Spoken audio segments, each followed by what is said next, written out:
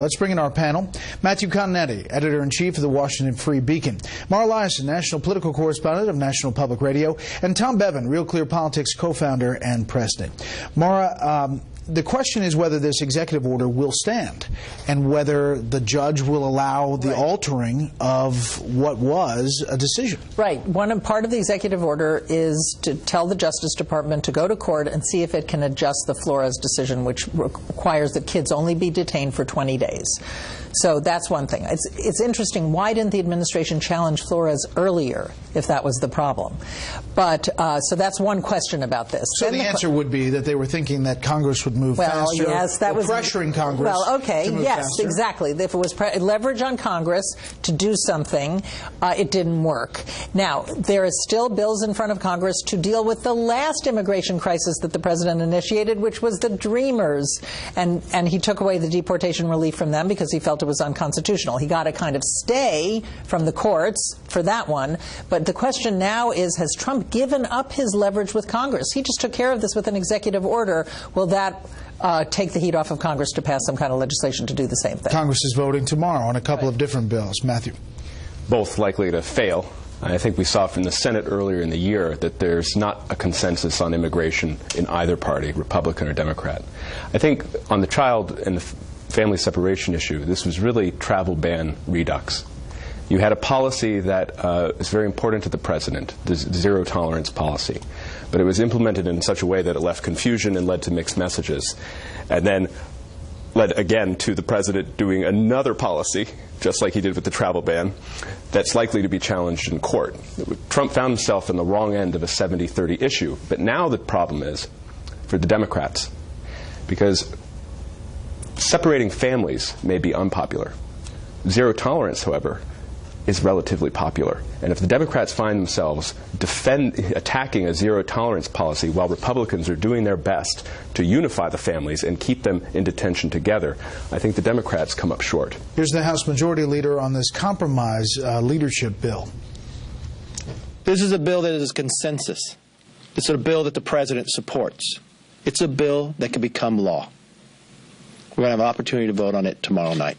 The question will be, do people want to play politics, or do they want to put people before politics? Or will one party sit to the sidelines, complain like they've complained for decades, and not step up and solve the problem? That's the question that will be answered tomorrow night. So does now, with the executive order, whether it stands or not, that change the dynamic for this vote tomorrow? Well, as Mara said, I think it does give up a little bit of leverage. It might take the heat off of, look, both of these bills are unlikely to pass. And because Democrats are going to vote against both of them. Correct. And look, does it change the calculus? I think Matt's right. In the short term, it certainly solves the problem for Republicans. But if the issue becomes zero tolerance, as Newt said earlier when you interviewed him, the Feinstein bill that all the Democrats in the Senate had signed on to is basically sort of the opposite extreme, which is do not separate. No agency is allowed to separate families under any circumstances anywhere. In fact, it says no arrests within 100 miles of the border. Now, how does John Tester or Heidi Heidkamp or Joe Donnelly or anybody... Correct. Meanwhile, you have Kamala Harris saying, look, not separating families is fine, but zero tolerance is also an issue. So if the focus shifts from there, I think Republicans might be able to wriggle their way out of this politically in the short term, and we'll see where it ends up, as an issue in November. What about, Mara, you heard the HHS secretary on the show earlier talking about the conditions and how these kids are treated and the difference between how it's being described by HHS and DHS and some of the Democrats who are going down to these facilities and talking about it. I don't know if the administration can win the battle over how these kids are treated. I just think as long as they're separated from their parents and they're little and they're crying, that's bad. That's why the president signed the executive order today. Don't forget, on Friday, he said to Fox and Friends, when directly asked, why can't you just sign an executive order, he said, no, I can't do that. So he's decided that the optics of this were bad, not worth it, the politics were not working for him, and he wants to get this issue off the table.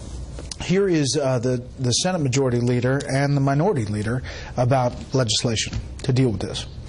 It's not going to tar anybody. We're going to fix the problem. The president says we need to act. The Democrats say we need to act, and we say we need to act. There are so many obstacles to legislation, and when the president can do it with his own pen, it makes no sense. Well, I'm sorry. I disagree with Chuck, and Chuck knows that. You always negotiate. We're here to fix things. We're not here to make it worse.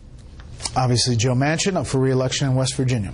This is why I don't think the Republicans have lost any leverage, because if they pursue skinny bills which address the family issue alone, forget about DACA, forget about visa lottery, but just focus on this, having the families detained together, then the Democrats are in the defensive. How is Schumer going to resist that? And you see in the Manchin quote, I think you'd see Heidi Heitkamp as well, there would be many red state Democrats that are going to look at the polls in their own states and say, if the issue is just the families, we should be addressing this through legislation.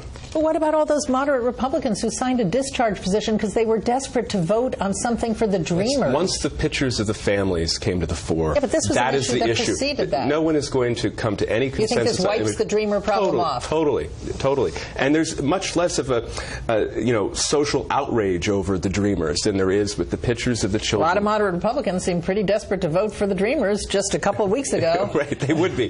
But when you're talking about a 70-30 issue here with the families, this is of overriding importance. And so by embracing action to take it, Trump's done his part, what he can. It might not hold up. But the Republicans, if they say we are for keeping these families together, I think that puts the Democrats on the defensive. Pretty amazing how the whole thing shifted. I mean, it obviously is an emotional issue. You see the pictures and they're emotional. But boy, it just went full steam on that side. No, we reached a tipping point, and you had the administration sort of acting. There wasn't any compassion coming from the administration, any of the officials there, and on the other side you had all emotion coming from Democrats and liberals.